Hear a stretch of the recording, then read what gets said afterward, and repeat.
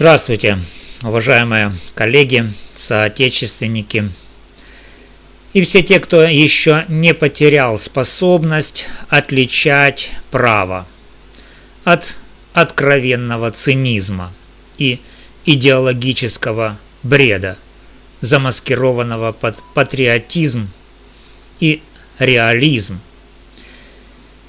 Я, Валерий Табаков, юрист, вынужден сегодня выступить не просто в профессиональном качестве, а как человек, которого физически тошнит от того, что я услышал из уст человека, которого когда-то считали одним из ведущих конституционалистов Украины. Я внимательно посмотрел свежее интервью Марины Ставнейчук на канале Liberty.ua. Ссылку вы найдете в описании. И то, что прозвучало из ее уст, это не случайная оговорка, не неудачная формулировка, не вырвана из контекста. Это две системные, мировоззренческие, глубоко антиправовые тезисы, которые юрист уровня члена Венецианской комиссии не имеет права произносить даже в кошмарном сне, не то что публично, с камерой и микрофоном. Она произнесла их спокойно, уверенно, с интонацией человека, который считает себя носителем истины. И именно поэтому я обязан ответить максимально жестко, подробно и беспощадно. Первая мерзость. Марина Ставнейчук на тайм-коде 25 минут, я цитирую дословно, заявила: «Государство избирается в каждом правительстве, чтобы предотвратить войну». То есть, как она говорит, это абсолютная аксиома, которая не требует доказательств. То есть, это заявление говорит о том, что Ставнейчук заявляет, что государство создается для того, чтобы не допустить войны, а не для защиты прав человека. Друзья, это не аксиома, как об этом заявляет Ставнейчук. Это антиконституционная, антигуманистическая, антицивилизационная ложь, произнесенная устами человека, который обязан был знать и защищать прямо противоположное. Давайте откроем Конституцию Украины, основной закон, который Марина Ставнейчук когда-то клялась уважать и толковать профессионально. Статья 1. Украина суверенная и независимая, демократическое, социальное, правовое государство. Статья 3. Это вообще краеугольный камень всего конституционного строя. Человек, его жизнь и здоровье, честь и достоинство, неприкосновенность и безопасность признаются в Украине наивысшей социальной ценностью. Права и свободы человека и их гарантии определяют содержание и направленность деятельности государства. Государство отвечает перед человеком за свою деятельность, утверждение и обеспечение прав и свобод человека является главной обязанностью государства. Главной обязанностью государства является защита прав человека, не предотвращение войны, не стабильность, не выживание любой ценой, а именно права человека. Это то, ради чего государство вообще существует в демократической парадигме. Томас Гоббс, которого она, видимо, читала выборочно и поверхностно, создавал концепцию Левиафана не для того, чтобы люди просто перестали убивать друг друга на улицах. Левиафан нужен был, чтобы каждый индивид мог спокойно пользоваться своими естественными правами, жизнью, свободой, собственностью, без постоянного страха. Безопасность – это инструмент, а не самоцель. Цель – свобода и достоинство личности. Джон Лок пошел дальше и прямо заявил: если государство перестает защищать права человека, оно теряет легитимность, и народ имеет право на сопротивление. А что предлагает Ставнейчук? Государство, чьей главной функцией объявляется недопущение войны любой ценой. То есть права человека можно отодвинуть, ограничить, приостановить, растоптать, лишь бы не было войны. Это прямая дорога к тоталитаризму под лозунгом стабильности. Это та самая философия, которой десятилетиями оправдывал себя кремлевский режим. Главное, чтобы не было Майдана и войны. Поэтому сажаем, давим, запрещаем, аннексируем. Это та же логика, по которой можно было бы в 2014 году сказать: отдадим Крым и Донбасс, и войны не будет. А когда война все равно пришла, можно было бы сказать: теперь мобилизуем всех до последнего, потому что главное не допустить поражения, а права подождут. Марина Ивановна, вы это серьезно?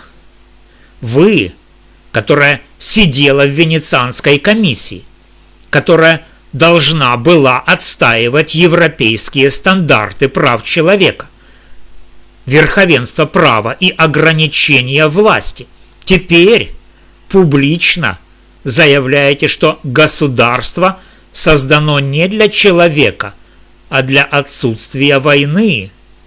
Вы только что легитимизировали любой авторитарный режим на планете, потому что каждый диктатор в истории именно так и оправдывается. Я вас в тюрьмы, в окопы, в концлагеря, чтобы большой войны не было, чтобы страна не развалилась, чтобы враг не победил. Это не конституционализм, это государственнический фашизм в мягкой обертке реализма военного времени. И вторая мерзость, прозвучавшая из уст Марины Ставнейчук. Она заявила: я, как и многие из сознательных людей, призываю поставить сегодня общественный интерес выше личного.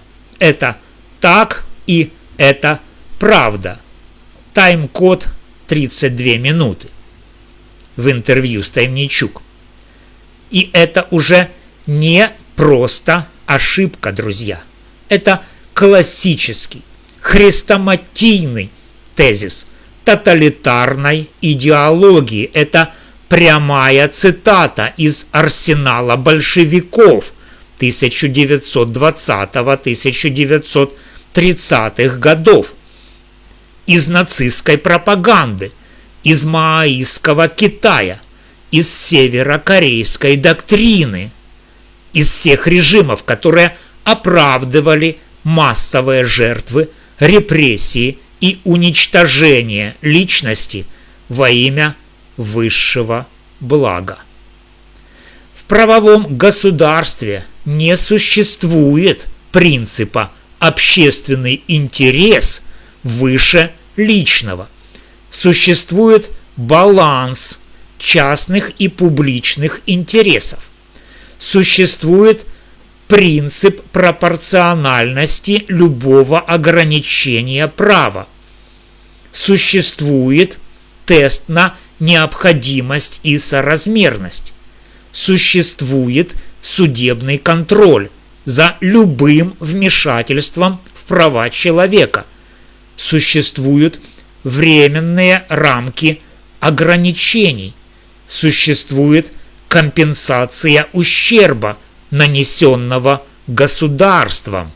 Но никогда в демократическом, правовом государстве личное право не может быть просто принесено в жертву абстрактному общественному интересу только потому, что так надо, или что сознательные люди призывают. Статья 64 Конституции Украины четко фиксирует: даже в условиях военного или чрезвычайного положения не подлежат ограничению права на жизнь, на достоинство, запрет пыток, право на справедливый суд, презумпция невиновности и некоторые другие фундаментальные права. А все остальные права могут ограничиваться только в той мере, в какой это строго необходимо для достижения легитимной цели, и только при соблюдении принципа необходимости в демократическом обществе. Не общественный интерес выше, не сознательные люди призывают, а необходимость плюс пропорциональность плюс судебный контроль плюс временность. Когда Ставнейчук говорит поставить общественный интерес выше личного и добавляет это так, и это правда, она фактически произносит следующее: заткнись, холоп, твоя жизнь, твое здоровье, твоя свобода, твое право не быть насильно угнанным в окоп — все это пыль, когда речь идет о выживании нации, о победе, о общественном благе, которое мы, сознательные, определяем за вас.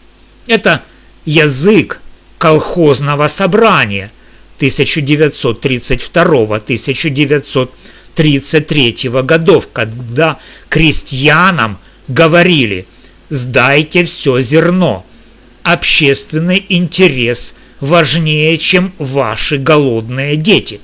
Это язык оправдания Голодомора, это язык оправдания сталинских расстрельных списков, это язык, которым оправдывали депортации, лагеря, принудительный труд. Марина Ивановна, вы, которая когда-то позиционировала себя как защитницу демократии и прав человека, теперь публично призываете к коллективному жертвоприношению личности. Вы серьезно считаете, что это так и это правда? Госпожа Ставнейчук, вы не просто ошиблись в двух формулировках. Вы системно предали базовые принципы конституционализма, за которые якобы боролись всю жизнь.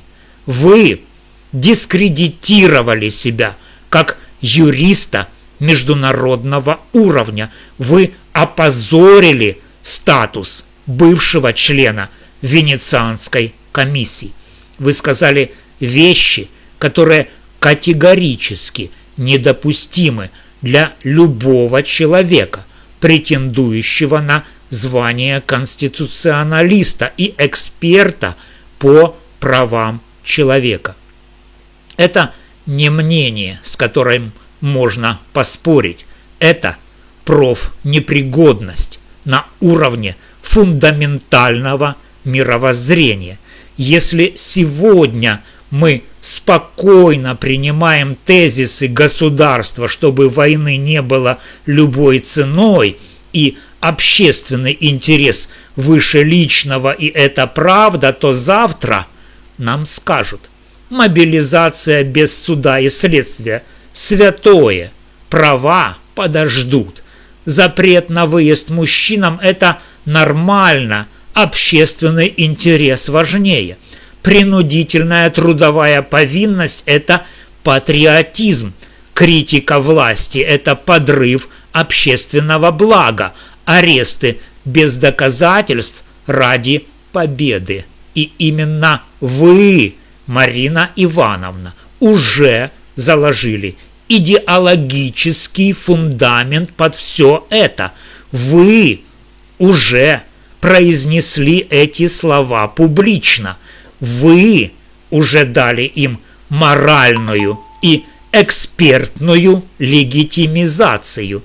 Я, Валерий Табаков, как юрист и гражданин, заявляю: такие высказывания не прощаются. Их нельзя понять в контексте войны. Их нельзя списать на эмоции. Их можно только разоблачать, осуждать и помнить. Потому что если мы сегодня промолчим, завтра нам скажут, что права человека – это буржуазный предрассудок, а сознательные люди уже все решили за нас. Стыдно, Марина Ивановна, глубоко и непрощаемо стыдно.